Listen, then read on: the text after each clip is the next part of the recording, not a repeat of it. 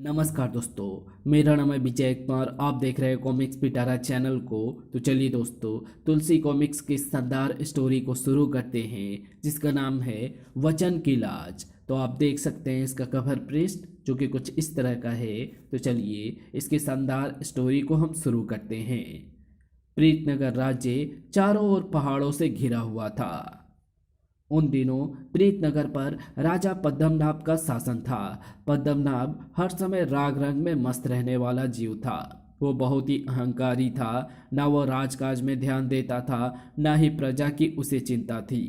प्रीतनगर में हर बार समय पर वर्षा होती, जिससे खेतों में भी फसलें खूब होती, जिसके कारण प्रीतनगर के किसान खूब खुशहाल थे। प्रीतनगर में इन दिनों डाकुओं का खूब बोलबाला था।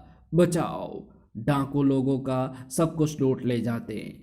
लोग जब अपनी शिकायतें ले राजमहल पहुंचते, महाराज इस समय व्यस्त हैं, वे नहीं मिल सकते।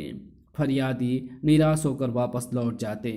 महारानी पुष्पा राजा पद्मनाभ को समझाती, महाराज डाकू इन दिनों प्रजा पर बहुत जुल्म ढा रहे हैं। आप प्रजा के लिए कुछ करते क्यों नहीं? हमें बहुत से काम है महारानी, किस किस काम पर हम ध्यान दें?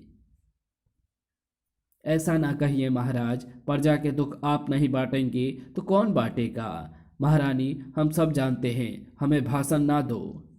ये कह पद्मनाभ मंदिरापान करने में व्यस्त हो गया।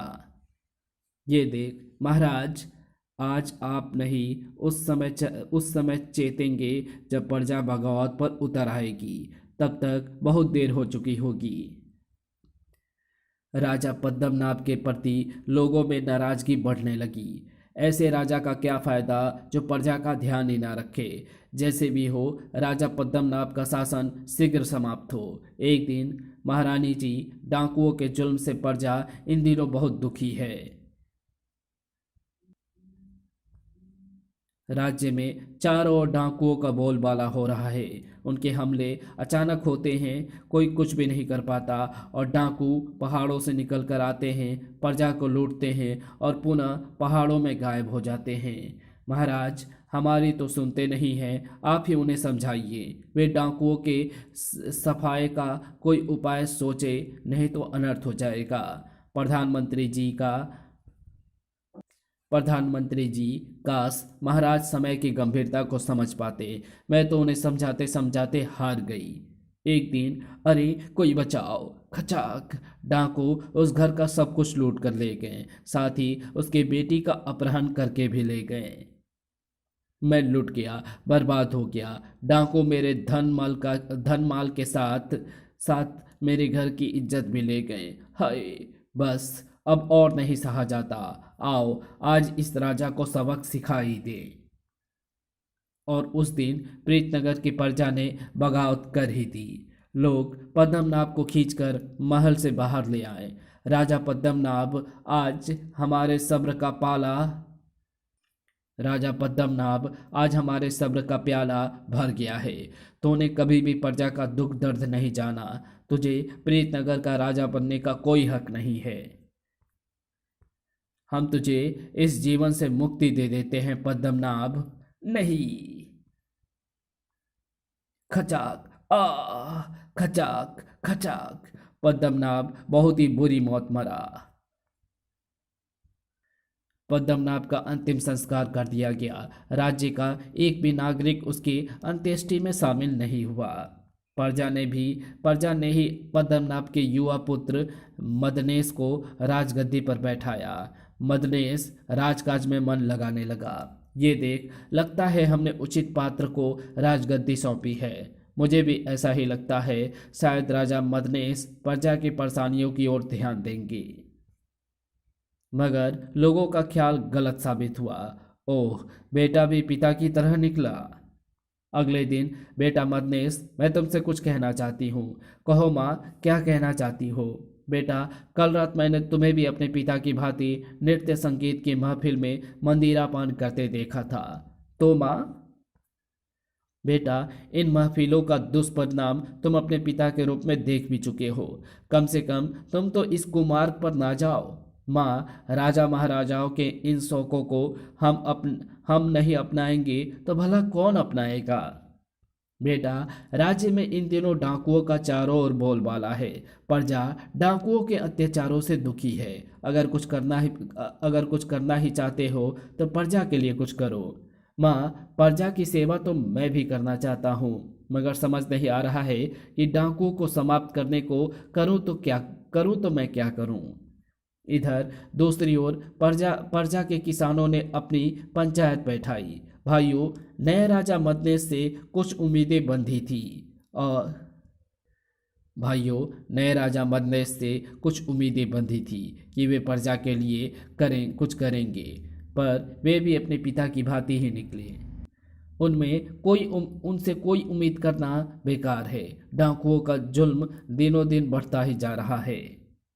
डाकू खेत में खड़ी फसल में आग लगा देते हैं, मंडी से अनाज बेचकर लौटते हैं तो राह में ही डाकू हमें लूट लेते हैं। इस राज्य में रहें तो हम पर ऐसे ही जुल्म होते रहेंगे। हमें ये राज्य छोड़ देना चाहिए, क्योंकि हम मेहनती हैं, इसलिए अन्य राजा अपने राज्यों में हमें रखने को तैयार है। तुम सबका इस विषय पर क्या विचार है भाइयों? हम भी रोज रोज के लूटने पीटने से तंग आ चुके हैं, इसलिए हम भी इस राज्य को छोड़ देना चाहते हैं। मुझे ये सोचना शीघ्र ही महाराज को देनी चाहिए। गुप्तचर दौड़ा दौड़ा राजा मदनेश के पास गया। महाराज, राज्य के किसानों ने निर्णय लिया है कि वे अपने हल कंधों पर रखकर अपने पशुओं के साथ प्रीतनगर छोड़ देंगे। क्या कह रहे हो गुप्तचर? मैं ठीक कह रहा हूँ महाराज। किसानों की पंचायत में मैं सब कुछ सुनकर आ रहा हूँ। ओह, अब क्या होगा? बेटा मदनेश वही होने जा रहा है जिसका मुझे डर था।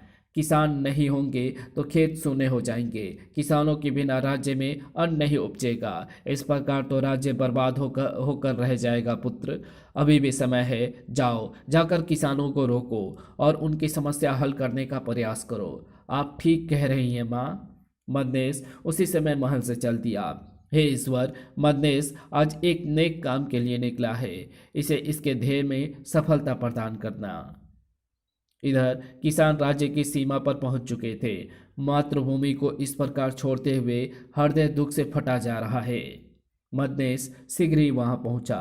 किसानों का रास्ता रोकते हुए वो उनसे बोला, भाइयों बुजुर्गों, आप सभी इस प्रकार प्रीतनगर को त्याग देंगे तो यहाँ धन धान्य और पशुओं का अभाव हो जाएगा। सब कुछ बर्बाद हो जाएगा। यहाँ आप लोग राज्य छोड़कर ना जाएं।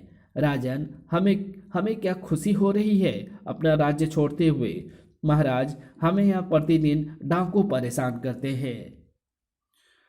पहाड़ों के कारण यहाँ खेती योग्य जमीन भी कम है, फिर भी हम लोग मेहनत करके यहाँ अन्न उपजाते भी हैं, लेकिन उसे डाकू नहीं छोड़ते। ऐसे में राज्य ना छोड़ें तो फिर क्या करें? आपसे थोड़ी उम्मीद बंधी थी, पर आप भी अपने पिता की तरह हर समय राग रग में डूबे रहते हैं राजन। तब हर तरफ से निराश होकर ही हम इस प्रकार राज्य छोड़कर जा रहे हैं। नहीं भाइयों नहीं, मैं तुम्हें कहीं नहीं जाने दूंगा। आप लोगों को यदि जाना ही है तो मेरी लाश पर से होकर जाना पड़ेगा। महाराज, ये आप क्या कह रहे हैं? हाँ भाइयों, मैं तुम लोगों को राज्य छोड़कर नहीं जाने दूंगा, चाहे इसके लिए मुझे इन पहाड़ों को काटकर समतल ही क्यों ना करना पड़े। महाराज, यदि ऐसा हुआ तो वो बहुत अच्छा होगा। तब हमें खेती के लिए और अधिक भूमि मिल जाएगी और तब डाकुओं के छिपने के लिए जगह भी नहीं रहेगी। डाकू लूटपाट कर इन पहाड़ों में ही जा छिपते हैं। महाराज, तुम मेरा विश्वास करो भाइयों, मैं तुम्हारी इस समस्या का हल अवश्य करूंगा, पर इस कार्य में तुम्हें भी मेरी सहायता करनी होगी। हमसे आप कैसी सहायता चाहते हैं महाराज? हम सब मिलकर खूब मेहनत करेंगे भाइयों। इन पहाड़ों को खेती योग्य बनाएंगे। मेरे तरकस में ऐसे ऐसे तीर हैं तो इन पहाड़ों को टुकड़े टुकड़े कर डालेंगे। तब हमें उन टुकड़ों को यहाँ से खिसकाना होगा, यहाँ की जमीन को समतल करना होगा। इसी कार्य में मैं तुम्हारी सहायता चाहता हूँ। हम सब आपके साथ इस कार्य में लगने को तैयार हैं महाराज। तो आओ, शुभ काम में देरी कैसी। और फिर टनाक! ओह, अरे! पहाड़ टूटने से भयंकर गर्जना हुई। इधर पहाड़ों में ये कैसी गर्जना हुई? ऐसा लगा जैसे कोई पहाड़ टूटा हो। फिर तो जैसे पहाड़ टूटने का सिलसिला चल पड़ा। टनाक। किसान टुकड़े हुए शिलाखंडों को खिसकाने के कार्य में जुट गए। पहाड़ों को टूटता देखकर डाकुओं के गिरोह जब पहाड़ों से निकलकर भागने लगे, पकड़कर मार डालो इन दुष्टों को। लेकिन लोगों ने ऐसा ही किया। डाकुओं को चुन चुनकर लोगों की भीड़ ने मार डाला। अब राजा राजा के सभी लोग मदनेस और किसानों के साथ काम में जुट गए। सबने हाथ में कुदाल एवं फावड़े थाम लिए। सबने मिलकर कई माह तक कठोर परिश्रम किया, जिसका परिणाम सुखद निकला। प्रजाजनों, आज हमारी मेहनत सफल हुई। पहाड़ों के साथ साथ डाकुओं का भी नामो निशान मिट गया है। सबकी मेहनत रंग लाई है। अब हमारी धरती सोना उगलेगी। महाराज की जय हो। जो काम महाराज पद्मनाभ नहीं कर सके वो आपने कर दिया है महाराज। उस दिन जब मदनेस महल वापस लौटा, देखा पुत्र, प्रजा तुम्हें इन दिनों कितना प्यार करने लगी है। सचमुच माँ, प्रजा तो हमें भगवान की तरह पूजने लगी है। मदनेस, तुम प्रजा के हितों की रक्षा करोगे तो वो तुम्हें इसी प्रकार चाहती रहेगी, पूजती रहेगी। जो सुख राग रंग के महफिलों में नहीं मिलेगा, वो सुख प्रजा की सेवा में तुम्हें मिलेगा। बस इसी बात का सदैव याद रखना पुत्र। प्रजा का दिल कैसे जीता जाता है, मैं इस बात को अच्छी प्रकार से समझ गया हूँ माँ। मदनेस अब प्रजा के हितों के कार्य में हर समय लगा रहने लगा। एक बार महारानी पुष्पा गंभीर रूप से बीमार पड़ी। पुत्र, अब मैं नहीं बचूंगी। ऐसा नहीं कहो माँ, आप ठीक हो जाएंगी। मुझे झूठी दिलासा ना दो पुत्र। मौत मेरे सामने खड़ी हुई है। मुझे मरने से भय नहीं है, पर मैं मरने से पहले तुमसे एक वचन लेना चाहती हूँ बेटा। कौन सा वचन माँ? बेटा, राजा महाराजाओं के युद्ध अनंत काल से चले आ रहे हैं। राज्यों की बेकसूर प्रजा इन युद्धों में अकारण मरती कटती है। मुझे इन युद्धों से घिरना है। मैं तुमसे वचन चाहती हूँ कि तुम कभी भी युद्ध नहीं करोगे, हमेशा राजहित में जीवन लगाओगे। मैं आपको इस बात का वचन देता हूँ माँ।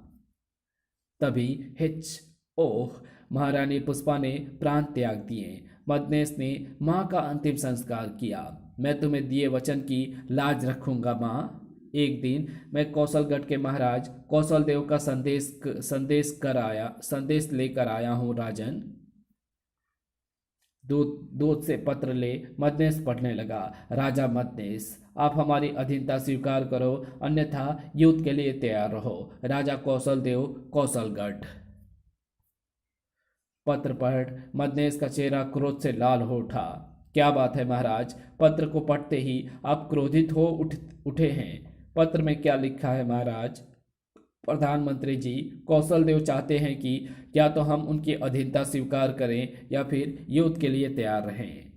ओह महाराज, अब क्या होगा? आप तो दिवंगत महारानी जी से कभी युद्ध ना करने का वादा कर चुके हैं। लगता है इसी बात का पता कौशल देव को चल गया है, तभी वे इस बात का फायदा उठाने से नहीं चुके। महाराज, ऐसी परिस्थिति में क्या आप कौशल देव की अधीनता स्वीकार कर लेंगे? ये आपसे किसने कह दिया प्रधानमंत्री जी? मदनेस सोच में पड़ गया। उसे सोच में पड़ा देख, महाराज, हमारे राजा के लिए आपका क्या संदेश है? दूत का कथन सुन मदनेस चौंका। उसने तत्काल उससे कहा, अपने राजा से कहना दूत की मैं और प्रीतनगर की जनता युद्ध के मैदान में उनका इंतजार करेंगी। दरबारी मदनेस का निर्णय सुन आश्चर्यचकित रह गए, लेकिन वे चुप्पी साधे थे। अब मदनेस प्रीतनगर की गली गली में घूमा। प्रजावासियों, दुश्मन ने हमारी मातृभूमि पर कुदृष्टि डाली है। धरती माँ की रक्षा के लिए तुम्हें जी जान से लड़ना है। लोगों में एक ही चर्चा थी, महाराज युद्ध करेंगे तो माँ को दिए वचन को कैसे निभा पाएंगे? महाराज ने माँ को ऐसा अंधा वचन आखिर दिया ही क्यों? युद्ध भूमि में कौशलगढ़ और प्रीतनगर सेनाओं का जमकर मुकाबला हुआ। मेरे जवानों, दुश्मन के दांत खट्टे कर दो। प्रीतनगर की सेना दुश्मन सेना पर भारी पड़ रही थी। ये देख महाराज, युद्ध विराम की घोषणा करने में ही भलाई है। प्रीतनगर की सेना से हम जीत नहीं पाएंगे। नहीं सेनापति जी, हारना हमने नहीं सीखा, युद्ध जारी रहेगा। अंततः युद्ध में कौशल देव की हार हुई। उसे बंदी बना मदनेश के सामने लाया गया। राजा कौशल देव, युद्ध का परिणाम देख लिया। हम गलत में मारे गए राजा मदनेश। हमें गुप्तचरों ने बताया था कि तुमने अपनी मां को वचन दिया था कि तुम युद्ध नहीं करोगे। हमने सोचा युद्ध तो तुम करोगे नहीं, इसलिए हमारी अधीनता स्वीकार कर लोगे, पर हुआ इसका उल्टा। राजा मंदेश, तुमने अपनी माँ के सामने कभी युद्ध न करने की कसम खाई थी, फिर तुमने हमारे साथ युद्ध क्यों किया? ऐसा करते समय तुम्हें अपनी माँ को दिया वचन भी याद नहीं रहा क्या? राजन, मुझे अपनी माँ को दिया वचन आज भी याद है। फिर युद्ध करने का क्या कारण था? राजन, युद्ध ना करने की कसम तोड़ने से तो सिर्फ मेरी माँ की आत्मा को ही ठेस पहुंची है, लेकिन अधीनता स्वीकार करने से तो मर जाना अच्छा है। देखा जाए तो वचन मैंने तोड़ा ही नहीं है, क्योंकि युद्ध की पहल आपने ही की थी। मैं तो सिर्फ उसका जवाब ही दिया था। राजन, मैंने आपको वचनहारी समझ बैठा था, पर आपने मेरा ये भ्रम तोड़ दिया है। आप वीर हैं और गुणी भी हैं।